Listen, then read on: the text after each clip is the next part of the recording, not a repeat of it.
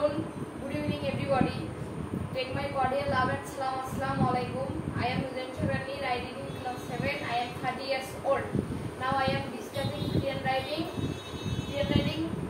part 3 level 0.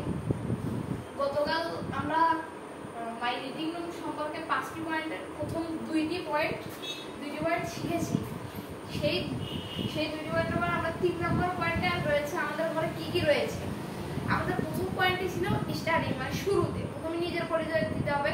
My name is মানে I am নি, তারপর I am a student, I have a nice reading. তারপর দ্বিতীয়তে ছিল ফিউচার, মানে ঘরের বৈশিষ্ট্য ছিল my reading room is very clean. তারপরে my reading room 15 feet by 10 feet, my reading room is small. এটুকু ছিল। আজকে 3 নম্বর পয়েন্টে রয়েছে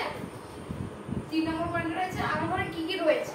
সেখানে লেখা আছে there are a door and 2 windows in my reading room, মানে আমার ঘরে একটি দরজা এবং 2টি জানালা রয়েছে। There are also a bed, a table and 3 chairs in my room, মানে আমার রুমে সবসময় একটি বিছানা, একটি টেবিল এবং 3টি চেয়ার থাকে। There are small and nice book shelf, মানে সেখানে একটি ছোট এবং খুব সুন্দর বুক শেলফ, মানে আমাদের বই রাখার